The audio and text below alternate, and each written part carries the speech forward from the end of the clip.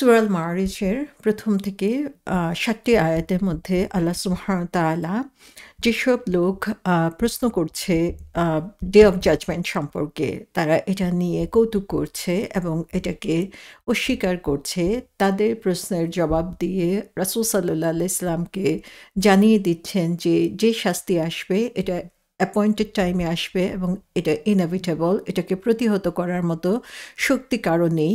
এবং রাসূল সাল্লাল্লাহু আলাইহি ইসলামকে সাবরান জামিলা উত্তম ধৈর্য ধারণ করার উপদেশ দিচ্ছেন। কাফেরদের বা মুশরিকদের যে ধরনের প্রশ্ন, হাসি-ঠাট্টা সেগুলোর জবাবে এবং তারপরে তিনি বলছেন যে যারা হচ্ছে অবিশ্বাসী তারা এটাকে দূরে মনে করছে, কিন্তু যারা বিশ্বাসী তাদের জন্য এটা খুবই নিকটবর্তী। সো এখানে কাফিরদের অস্বীকার করার একটা কারণ হচ্ছে তারা মনে করে যে এই জীবনের পরে মৃত্যু এবং মৃত্যুর পরে আ আবার পুনরুজ্জীবিত হওয়া এটা তাদের চোখে তাদের কাছে অসম্ভব একটা ব্যাপার। এবং আল্লাহ সুবহানাহু ওয়া তাআলা বলছেন যে তোমরা যতই এটাকে বাঈদ মনে করো না কেন, যতই দূরবর্তী মনে করো না কেন, আল্লাহ সুবহানাহু ওয়া তাআলা বলে দিচ্ছেন যে এটা খুবই কাছের। অর্থাৎ এটা ট্রু রিয়েলিটি, এটার ব্যাপারে কনফিউজড হওয়ার বা এটাকে অস্বীকার করার কোনো সুযোগ তোমাদের নাই, কারণ শীঘ্রই তোমরা সেটা দেখতে পাবে।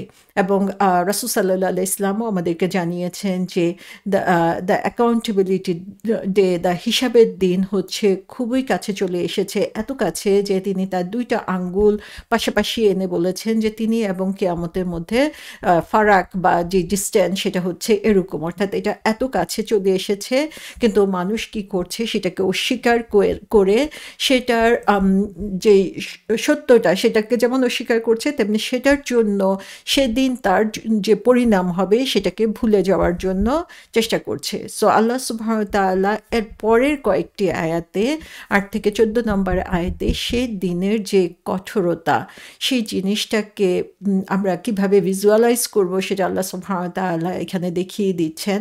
এবং একটা গ্রাফিক্যাল পিকচার এখানে দিচ্ছেন যে সেদিন কত কঠিন হবে, এবং যখন এই জিনিসগুলো মানুষ বুঝবে তখন তার বিলিভারদের ঈমান আরো বেশি স্ট্রং হবে, শক্তিশালী হবে, মজবুত হবে, এবং তারা হচ্ছে তাদের জন্য এটা হচ্ছে স্ট্রং রিমাইন্ডার হিসেবে কাজ করবে। এবং আখিরাত অস্বীকারীদের জন্য এটা হচ্ছে একটা সতর্কবাণী হবে। সো সেই কিয়ামত দিবসের ভয়াবহতা কি হবে সেটা নিয়ে আলোচনা করা হচ্ছে পরবর্তী কয়েকটি আয়াতে। যেমন পরের আয়াত ৮ নম্বর আয়াতে বলা হচ্ছে ইয়াউমা ইয়াকুনুস সামাউ কাল মুহল, সেদিন আকাশ হবে গলিত তামার মতো। তাহলে আল্লাহ সুবহানাহু ওয়া তাআলা কিয়ামত দিবসের যেই বর্ণনা দেওয়া শুরু করেছেন, প্রথম সিংহায় যখন ফুঁক দেওয়া হবে সেই সময়ের ঘটনার কথা তিনি এখানে বলছেন যে কিভাবে সেই দিনটা শুরু হবে, সেই দিনটা কীরকম দেখা যাবে এবং সেই দিনটা কেমন দেখা যাবে সেটা বর্ণনা তিনি দেওয়া শুরু করেছেন আকাশ থেকে। আমরা যখন ঘর থেকে বের হচ্ছি, বাইরের দুনিয়ার সাথে নিজেদেরকে ইনভলভ করছি, তখন প্রথম যেই জিনিসটা আমাদের চোখের সামনে পড়ে সেটা হচ্ছে খোলা আকাশ। এবং সেই চিরচেনা দৃশ্যটাই কিভাবে পরিবর্তন হয়ে যাবে সেদিন, সেটাই আল্লাহ সুবহানাহু ওয়া তাআলা এখানে বলছেন। তো তিনি বলছেন ইয়াউমা তাকুনুস সামাউ কাল মুহল। ইয়াউম শব্দটার অর্থ হচ্ছে দিন। সো সেই দিন কি হবে? সামাউ হচ্ছে স্কাই বা আকাশ, যে আমাদের মাথার উপরে যে ছাদের মতো আকাশটাকে আমরা দেখতে পাচ্ছি, সে আকাশের কথা বলা হচ্ছে যে সেদিন কি হবে? সেদিন সে আকাশটা কাল মুহল, কা মানে হচ্ছে এখানে লাইক, কিসের মতো সেটা বলার জন্য আল মুহল শব্দটা এখানে ব্যবহার করা হয়েছে। তাহলে মেইন যে জিনিসটা আমরা এখানে দেখি যে আকাশের চেহারাটা কেমন হবে সেটা বলা হচ্ছে, এবং সে আকাশের চেহারাটা হবে তখন মুহলের মতো। মুহল জিনিসটা কি? মুহলের অনেকগুলা অর্থ রয়েছে। এর মধ্যে একটা অর্থ যেটা হচ্ছে গলিত কপার, গলিত তামা বোঝানোর জন্য, মোল্টেন ব্রাস বোঝানোর জন্য মুহল শব্দটা ব্যবহার করা হয়ে থাকে। সো যখন তামাকে মেল্ট করে দেওয়া হয়, যখন এটা হচ্ছে তরলে পরিণত হয়ে যায়, তখন সেই চেহারাটা বা সেই কালারটা যেটা, সেটার কথা বলা হচ্ছে যে আকাশের চেহারাটা তখন সেরকম হবে। মুহলে আরেকটা অর্থ যেটা, সেটা হচ্ছে ক্লাসিক্যাল অ্যারাবিকে এটাকে বলা হয়, এটা ব্যবহার করা হয় ময়লা তেল বুঝানোর জন্য। সো আমরা যখন ডিপ ফ্রাই করি খাবারকে বা ফ্রাইড ফুড যখন রান্না করি, তখন যে তেলটা ইউজ করা হয় অনেকক্ষণ ধরে, সেই তেলটা গরম হওয়ার পরে কি হয়, সেই তেলটার উপরে একটা গ্রিজি একটা ভাব চলে আসে এবং লাল টকটকে হয়ে যায়। সেই তেলটাকে যে কালারটা, সেই কালারটার কথা এখানে মুহল হিসাবে বলা হচ্ছে। সো আল্লাহ সুবহানাহু ওয়া তাআলা বলছেন যে সেদিন আকাশের চেহারাটা কেমন হবে, সেটা হবে এই ময়লা তেলের মতো গ্রিজি এবং চকচকে লাল কালারের।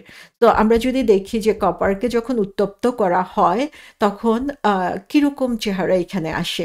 সো এখান থেকে আমরা দেখি যে ডিপ রুট মিনিং যেটা আসছে সেই মুহলের, সেটা হচ্ছে যে এটা একটা ডিপ রেডিশ ব্ল্যাক কালার, যে লালচে কালো একটা রং হবে, যেটা তেল চকচকে কালার যেটা আমরা দেখি সেটা।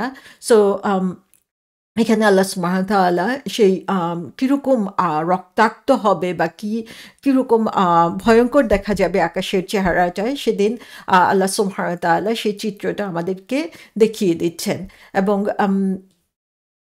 এখানে আমরা দেখি যে সূরা তাকবীরে আল্লাহ সুবহানাহু ওয়া তাআলা সেম কথা বলেছেন, সেদিন কি হবে, ওয়া ইযাস সামাউ কুশিতাত, সেদিন আকাশের অবস্থাটা কি হবে, আকাশের আবরণ অপসারিত হবে। এবং কুশিতাত শব্দটা কিরকম বলা হয়েছে, কুশিতাত জিনিসটা হচ্ছে যখন পশু জবাই করার পর তার চামড়া ছিলা হয়, তখন সেই যে আবরণ খুলে ফেলার পরে, চামড়াটা খুলে ফেলার পরে যে লাল টকটকে ভাবটা থাকে, সেরকম হবে আকাশের অবস্থান। সো আমরা দেখি কোরআনে বারবার আল্লাহ সুবহানাহু ওয়া তাআলা সেই কিয়ামত দিবসে আকাশের বর্ণনা দিতে যেয়ে যে চিত্রটা আমাদের সামনে তুলে ধরছেন, সেটা হচ্ছে রক্তাক্ত লাল আকাশ আমরা দেখতে পাবো। আমরা যখন এখন আকাশের দিকে তাকাই, তখন দেখি যে এই আকাশের নীল আমাদের প্রাণকে স্নিগ্ধ করে, কিন্তু কিয়ামতের দিন আকাশটা এমন রক্তাক্ত মোল্টেন কপারের মতো, গলিত কপারের মতো হবে, বা লাইক ফ্রাইড ওয়েলের মতো হবে, যে তখন সেটা দেখলে এমনিতেই মানে আকাশের চেহারাটা একদম পুরো চেঞ্জ হয়ে যাবে, এবং সেই পরিবর্তিত চেহারার কথাই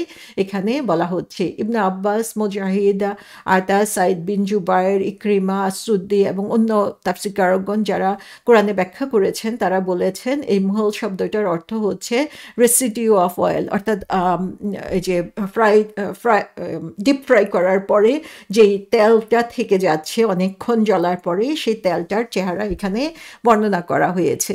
সো আমরা দেখি যখনই কিয়ামত দিবসে বর্ণনা করা হয়, তখনই আল্লাহ সুবহানাহু ওয়া তাআলা কোরআনের বিভিন্ন জায়গায় সেদিন আমাদের চারপাশের পরিচিত প্রকৃতির মধ্যে কি ধরনের পরিবর্তন হবে, সেটা আল্লাহ সুবহানাহু ওয়া তাআলা এখানে বর্ণনা করেছেন। এবং এর মধ্যে একটা বিশেষ ইভেন্ট হচ্ছে যে আকাশের চেহারাটা কীরকম হবে।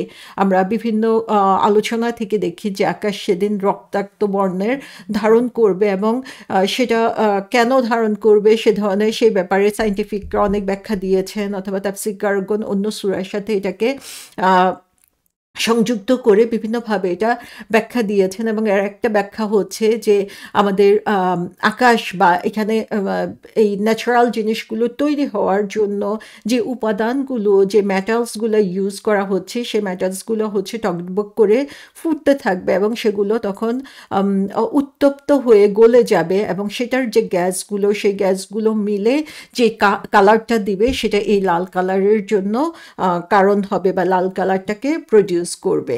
সো সেদিন ডে অফ জাজমেন্টে দেখা যাবে যে সেই উত্তপ্ত অবস্থা থেকে যখন উত্তপ্ত গরম হবে, সেই গরম অবস্থা থেকে গরমের কারণে সেটা হচ্ছে তরলে পরিণত হবে, সেই মেটালসগুলা, ধাতুগুলা, এবং তখন যখন এটা ঠান্ডা হবে, তখন এটা তরল পদার্থে পরিণত হয়ে যাবে, এবং তাদের বর্তমান অবস্থা থেকে চেঞ্জ হয়ে এই অবস্থার মধ্যে চলে আসবে।